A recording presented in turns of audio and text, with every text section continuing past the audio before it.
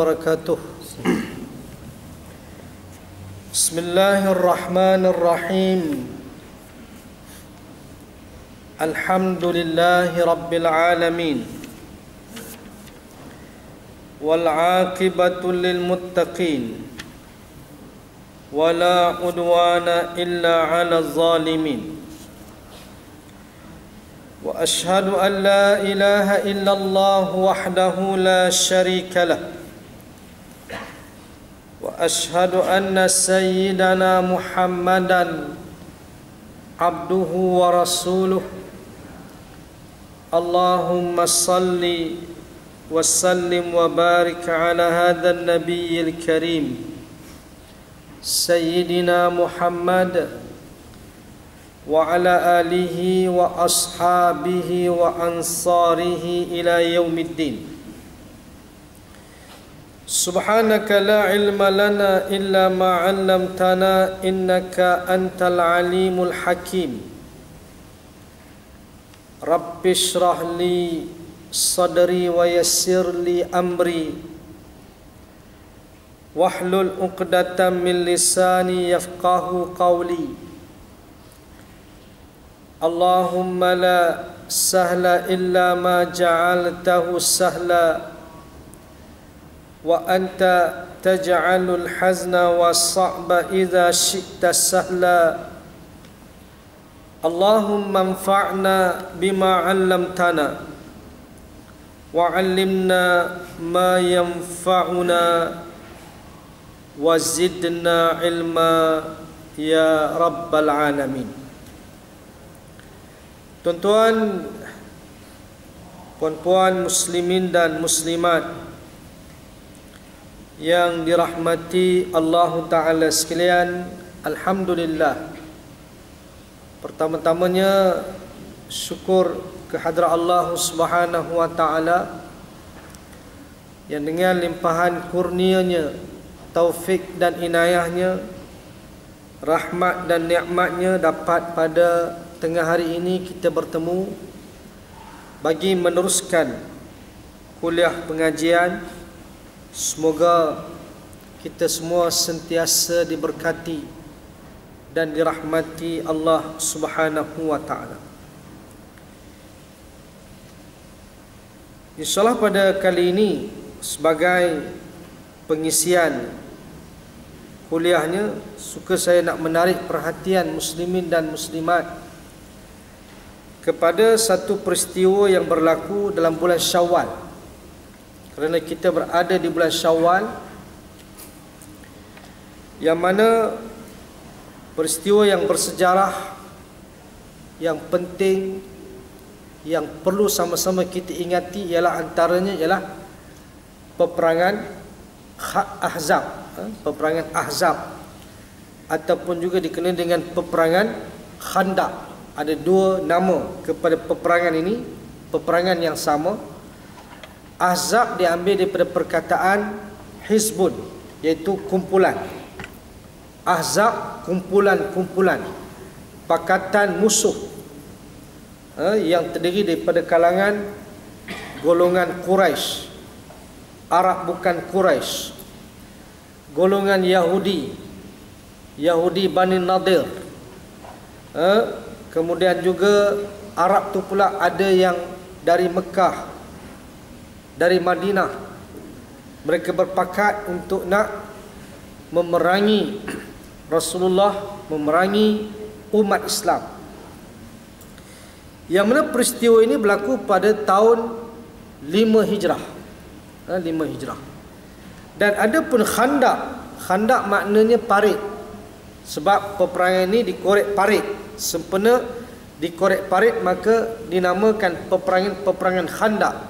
Parit yang dikorek dijadikan sebagai kubu pertahanan, hasil cadangan daripada Salman Al-Farisi, seorang sahabat yang berasal dari Farsi, yang menjadi kebiasaan orang-orang Farsi bila mana mereka berperang, mereka mengorek parit sebagai kubu pertahanan agar musuh tak dapat datang ke pihak mereka. Itu sebab parit itu dikorek.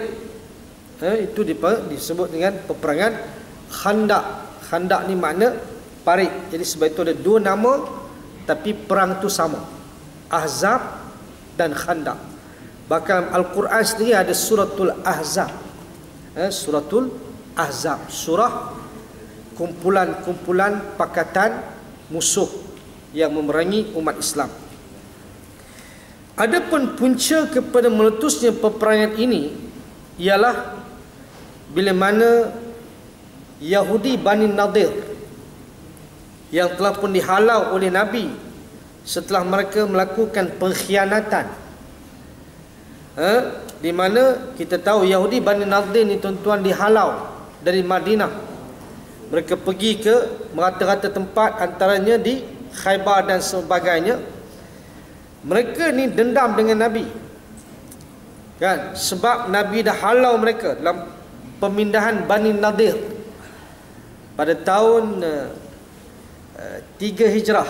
Mereka dihalau, di mana mereka telah cuba nak merancang membunuh Nabi sallallahu alaihi wasallam. Ketika Nabi datang kepada mereka, tengah jalan Allah beritahu kepada Nabi sallallahu alaihi wasallam bahawa ada perancangan Yahudi Bani Nadir ingin membunuh Nabi, iaitu mereka angkat batu daripada bumbung. Makna mereka letak, mereka nak lemparkan batu daripada bumbung untuk membunuh Nabi sallallahu alaihi wasallam. Tengah jalan Allah beritahu perancangan itu, maka Nabi patah balik. Nabi patah balik dan Nabi hantar utusan untuk menghalau Yahudi Bani Nadir, sebab mereka dah khianat kepada perjanjian dengan Rasulullah. Kan, Yahudi ni juga ada perjanjian dengan Rasulullah sebagai ketua negara Madinah. Mereka ini akan beralam keadaan tidak mengkhianati sesama mereka. Tiba-tiba rancangan untuk bunuh Nabi dilakukan. Maka Nabi bagi tempoh untuk mereka keluar selama 10 hari.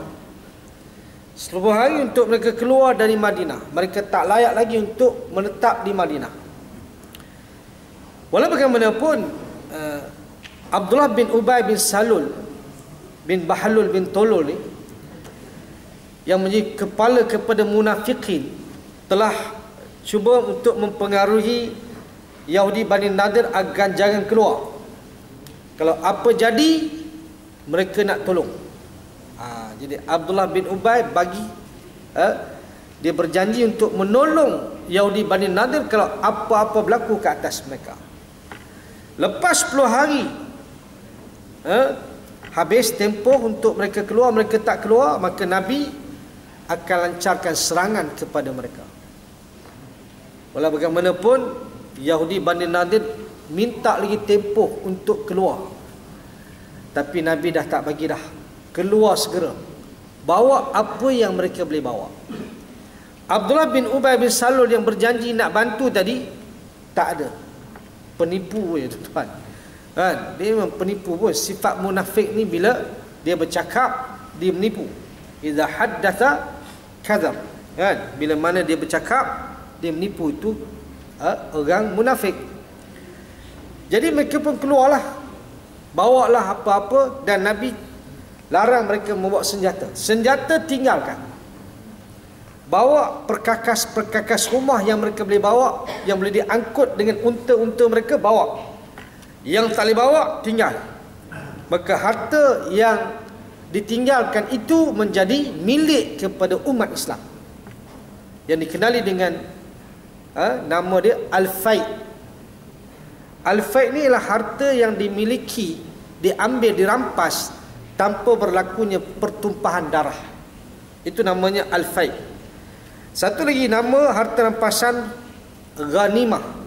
Ghanimah harta rampasan perang yang diambil, yang dirampas selepas berlakunya pertumpahan darah, pertempuran. Itu ghanimah. Dia beza tu, ghanimah dengan Al-Fai'. Al-Fai' ni adalah harta rampasan tanpa berlakunya pertempuran dengan musuh. Jadi mereka telah pun dihalau ni, katakan mereka berdendam dengan Nabi, Yahudi ni. Dan kita lihat bagaimana tuan-tuan, Yahudi ni memang jahat. Memang jahat daripada dulu lagi, bukan sekarang. dulu hingga selama-lamanya, dulu, kini dan selamanya. Kejahatan Yahudi ni tuan-tuan, sejak zaman dulu, mereka ni bukan setakat lawan Nabi, bunuh Nabi lagi. Nabi Zakaria, Nabi Yahya dibunuh oleh Bani Israel, bunuh Nabi mereka sendiri. Bukan mereka tak kenal itu Nabi, mereka tahu Zakaria itu seorang Nabi, utusan Allah, Yahya utusan Allah, Rasulullah. Tapi mereka lawan, mereka bunuh Nabi mereka sendiri. Nabi Isa juga mereka nak bunuh, kan? Nabi Isa, yang mana Yahudi mendakwa mereka membunuh Nabi Isa, tapi Allah telah menyelamatkan Nabi Isa, diangkat ke langit, diserupakan sahabat Nabi Isa dengan wajah Nabi Isa. Maka sahabat Nabi Isa itulah yang dibunuh, bukan Nabi Isa yang dibunuh. Nabi Isa diangkat ke langit, diselamatkan oleh Allah Subhanahu wa taala. Jadi kita lihat Nabi Isa pun dia nak bunuh. Ini kejahatan Yahudi tuan-tuan. Bukan kalau kita orang biasa, kita hak tak Nabi ni tuan-tuan, tu saya kira lah dah tentulah, dah tentulah tuan-tuan. Keadaan yang berlaku di Palestin, di Gaza, kita lihat sendiri keadaan bagaimana kejam dan zalimnya orang-orang Yahudi. Dan kita lihat bagaimana Yahudi ni tuan-tuan beberapa kali cuba nak bunuh Nabi Muhammad sallallahu alaihi wasallam. Bukan sejak Nabi diangkat sebagai Rasul, sebelum diangkat sebagai Rasul pun Nabi Muhammad cuba nak dibunuh dah. Kan peristiwa Nabi dibawa ke Syam oleh bapa saudaranya Abu Talib. Sampai di tengah jalan jumpa seorang pendeta Nasrani, Buhaira nama dia. Buhaira ni bila tengok wajah Nabi, dia kenal ni Nabi. Sebab sifat-sifat nubuah kenabian tu ada pada Nabi sallallahu alaihi wasallam. Sesiapa yang membaca kitab Taurat dan Injil, ahlul kitab, lihat saja Nabi Muhammad, mereka kenal ini Nabi. Sebab sifat-sifat kenabian dicerita dalam kitab secara terperinci. Itu yang Allah sebut, alladzina atainahumul kitab ya'rifunahu kama ya'rifuna abna'ahum. Orang-orang yang kami berikan kitab, mereka mengenali Nabi Muhammad sebagaimana mereka mengenali anak-anak mereka. Bahkan Abdullah bin Salam di zaman pemerintahan Sayyidina Umar bin Al-Khattab radhiyallahu anhu, bila ditanya kepada Abdullah bin Salam oleh Umar bagaimana pandangan orang-orang Yahudi terhadap Nabi Muhammad, kata Abdullah bin Salam, mereka mengenali Nabi Muhammad lebih daripada mereka mengenali anak-anak mereka sendiri. Mereka kenal tuan-tuan, Yahudi ni kenal. Walau macam mana pun sikap sombong, sikap hasad, dengki, apatah lagi Nabi yang diutuskan akhir zaman bukan di kalangan Bani Israel, di kalangan orang Arab, bertambah-tambah mereka hasad, dengki, mereka lawan, cuba nak bunuh Nabi tuan-tuan. Itu sebab Buhaira bila tengok saja Nabi Muhammad, ketika itu Nabi belasan tahun, masih remaja, budak lagi. Tanya kepada Abu Talib, siapa budak ini? Kata Abu Talib, budak ini anak aku. Dia mengaku anak. Memang pun Abu Talib tuan-tuan, dia mengaku Nabi Muhammad tu anak dia sendiri. Lebih sayang dia kepada Nabi Muhammad daripada sayang dia kepada anak-anak dia sendiri tuan-tuan. Itulah Abu Talib. Itu sebab Nabi cukup rasa terkilan bila Abu Talib meninggal dunia keadaan tidak beriman kepada Allah Ta'ala. Sebab apa? Sebab dia sayang kepada Nabi, dan Nabi juga sayang kepada Abu Talib. Lagipun Abu Talib ni tuan-tuan tak pernah menentang dakwah Nabi, tak pernah pertikaikan Nabi, tak pernah tolak Nabi tuan-tuan, tak pernah sakiti Nabi, bahkan lindung Nabi lagi, pelindung kepada Nabi lagi tuan-tuan. Abu Talib, bayangkan siapa yang tak sayang orang yang bela Nabi daripada usia 8 tahun sampai dewasa, sampai diutuskan sebagai Rasul pun Abu Talib berada di belakang Nabi. Orang tidak boleh mengapa-apakan Nabi sewenang-wenangnya sebab adanya Abu Talib. Mereka malu kepada Abu Talib. Tapi bila Abu Talib meninggal, kita lihat bagaimana kurang ajar orang-orang Arab kepada Nabi SAW selepas kewafatan Abu Talib. Itu sebab Abu Talib bila mana begitu, Buhairah kata, mana mungkin bapa budak ni masih hidup. Buhairah tak percaya. Sebab kelahiran Muhammad SAW itu dalam keadaan yatim, tidak ada bapa. Kan, memang dia dilahirkan dalam keadaan bapa dia telah meninggal dunia sejak dalam kandungan ibu dia 6 bulan. Disebut dalam kitab ni. Kan? Lalu akhirnya Abu Talib mengaku budak ini bukan anak aku, anak saudara aku, bapaknya telah meninggal dunia dalam kandungan lagi. Lalu kata Buhairah, cepat-cepat bawa balik budak ni pulang ke Mekah. Bimbang-bimbang kalau ditemui oleh orang-orang Yahudi, pasti orang Yahudi akan bunuh budak ini. Nampak bagaimana Yahudi nak bunuh Nabi ni tuan-tuan sejak kecil lagi. Sejak kecil.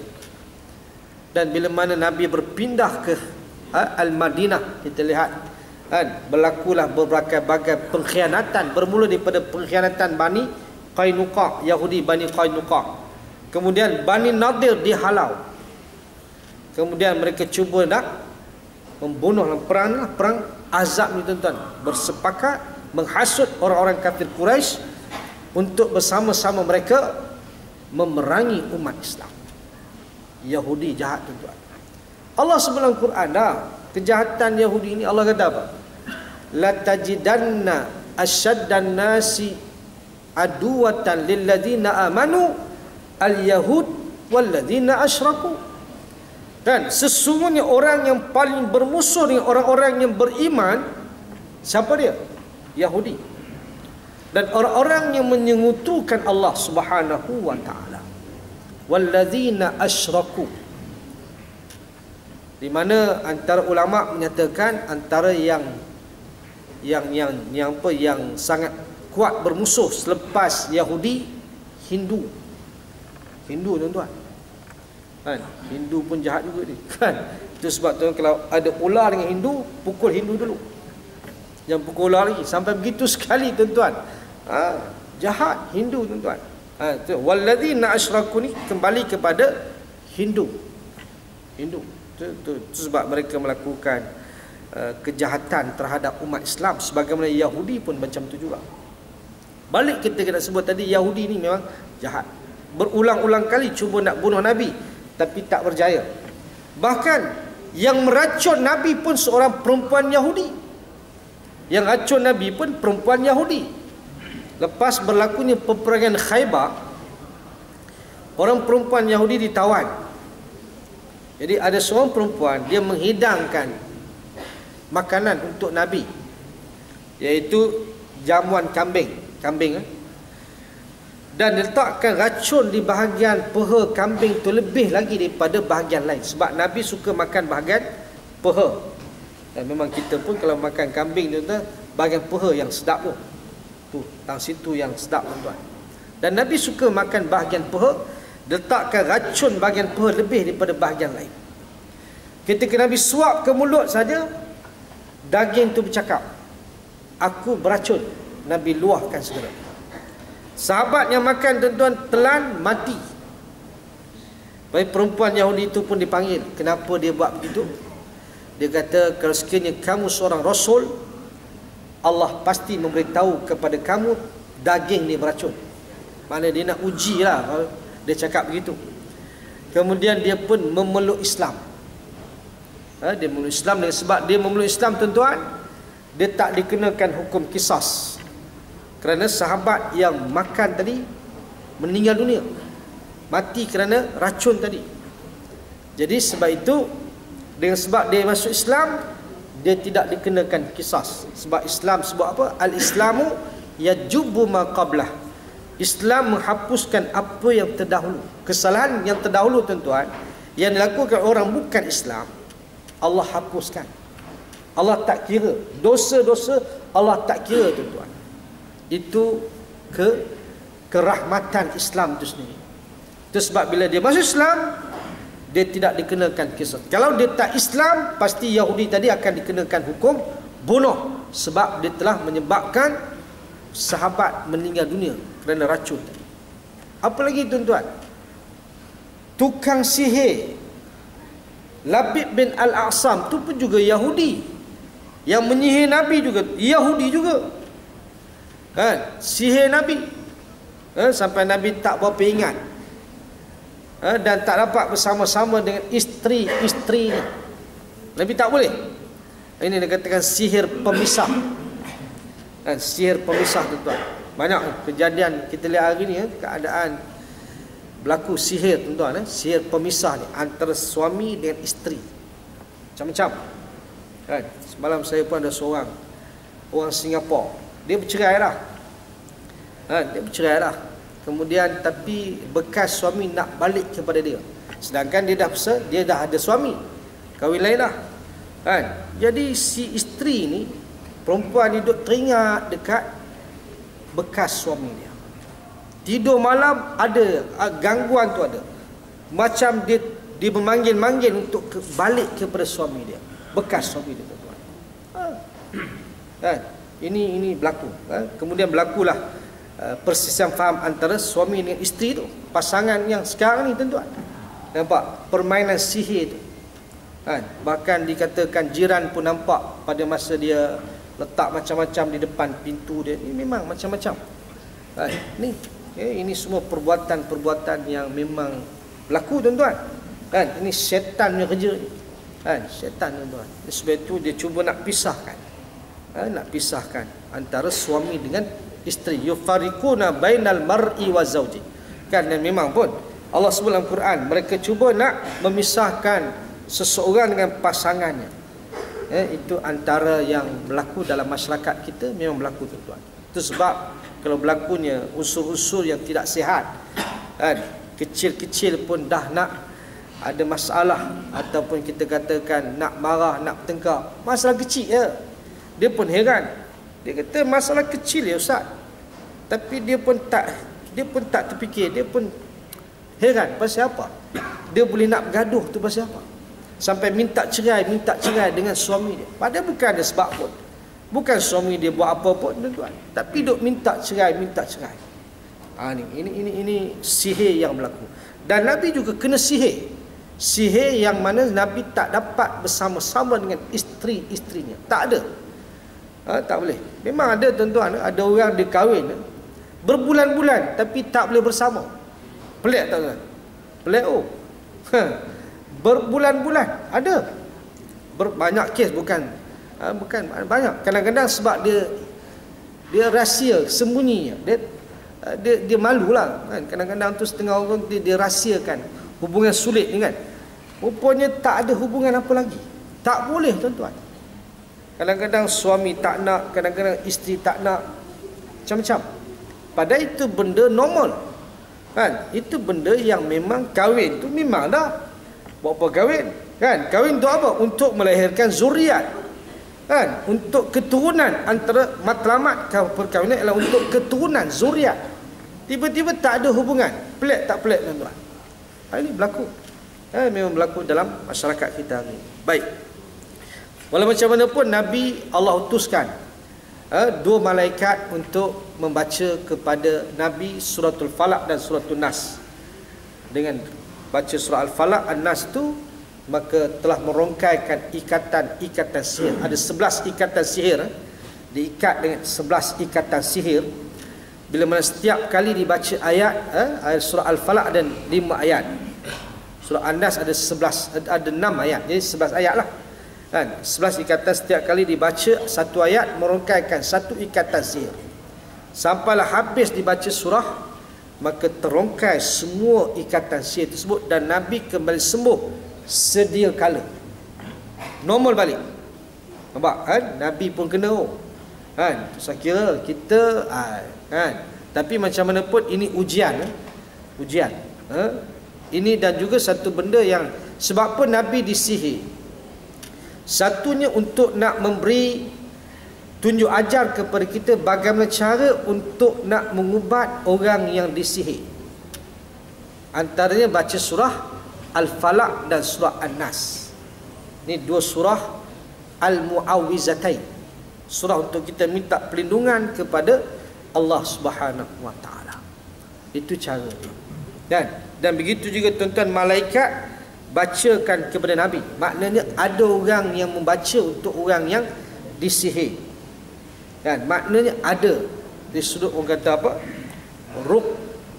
Roki ataupun pembaca ataupun kita kata pengamal perubatan Islam lah, yang meruqyahkan pesakit ni tuan-tuan berlaku di zaman Rasulullah. Makanya malaikat yang membacalah, malaikat membaca ayat-ayat Quran kan. Kita ruqyah ni dengan ayat-ayat Qurannya. Tak boleh kita ruqyah dengan jampi-jampi yang mengaut, tak boleh. Jampi serapah dan seumpamanya tu. Ada macam-macam. Sekarang ni macam-macam hal. Ada tuan-tuan sekarang ni tuan-tuan orang pecah rumah pun dia pakai ilmu juga. Ilmu macam-macam. Baru ni ada satu orang dia pecah rumah tuan-tuan, jumpa dia kertas jampi. Kan? Kertas jampi tu macam-macam dia punya pemujaan dia. Ini semua karut. Dia sebab ada unsur-unsur pukau. Ada. Tuan-tuan orang yang kena pukau. Bila dia masuk rumah, orang ada di rumah, dia minta apa dia bagi. Dia minta apa pun dia bagi. Dia tak sedar, dipukau, disihir. Berlaku tuan-tuan, berlaku ini benda ni kan. Bahkan saya pernah cerita dulu kan, ada orang kena pukau tu sampai tahap $43,000 dia bagi kepada Tok Bomo yang mengubat sakit dia. Dia cari $43,000 tuan-tuan. Sikit ke? Sebab berdasarkan per usia dia 43 tahun. Jadi untuk nak sembuh sakit dia ni, maka dia kena cari $43,000. Yang tukang sihir ni pun tuan-tuan, tukang Tok Bomo ni bukan daripada Malaysia, daripada Afrika. Main-main. Daripada Afrika tu. Dia tak main ringgit Malaysia ni, tak main. Demi $, tuan-tuan. Dah kena pukau tuan-tuan, dia tak boleh buat apa, dikuasai. Orang yang kena pukau ni tuan-tuan dikuasai. Apa pun disuruh dia akan turut kan. Jadi kalau kita perasan tuan-tuan, kita kena ni lah. Ada setengah tuan-tuan, ada yang keluarkan duit daripada bank, habis duit dia tinggal RM10 je. Heran juga, kerani pun heran, pasal apa keluar habis tinggal RM10 je kan. Rupanya duit tu kan diserahkan kepada orang yang suruh untuk keluarkan duit tuan-tuan. Habis duit. Ni main. Bahkan kadang-kadang bila kita ada yang kena yang bila dia keluar duit daripada bank, dia tepuk belakang tuan-tuan, minta dia bagi habis. Ada. Kan? Tepuk je. Ini bahas maknanya ini yang kita kena jaga. Tu sebab kita kena beramal. Itu sebabnya tuan-tuan kena amalan kena ada, wirid kena ada, zikir jangan tinggal. Antaranya ayatul kursi 3 kul ni tuan-tuan jangan tinggal. Kalau boleh baca lepas solat ataupun pagi dan petang, jangan lupa baca kan. Yang Nabi baca 3 kul 3 kali tu. Kul huwallah 3 kali, kul a'udzu birabbil falaq 3 kali, kul a'udzu birabbin nas 3 kali. Pagi dan petang Nabi baca. Nabi pun baca tuan-tuan kan. Nabi tak baca pun Allah Ta'ala dah pelihara dia. Ni kita tak tahu lagi. Tu jaga tu, baca kan. Baca bismillahirrahmanirrahim la yadurru ma'asmi syai'un fil ardi wala fis sama' wa huwas samiul alim 3 kali waktu pagi, 3 kali waktu petang. Ni semua Nabi ajar dah. Mudahnya tuan-tuan, bukan payah pun. Kadang-kadang ini lupa. Masalah kita ni lupa, ghaflah kan. Duk fikir bab lain banyak. Bab dunia banyak sangat kita ni. Kepala otak kita ni tuan-tuan duk fikir dunia je. Tak habis-habis. Kan? Tu yang duk lupa habis. Zikir pun ke mana, baca Quran pun tak apa. Tak tu. Sebab kita duk ghaflah, kita duk alpa dengan kehidupan duniawi kita ni tuan-tuan. Tu jangan lupa. Zikir jangan lupa. InsyaAllah. Kan? Itu pendinding tuan-tuan. Bukan kita pakai azimat tangkal, tak boleh. Yang pakai azimat tangkal syirik. Jangan. Kita pendinding diri kita apa dia? Amalan kita. Itulah yang sebenar-benarnya insya-Allah. Baik, balik kita kepada nak sebut kejahatan Yahudi tadi.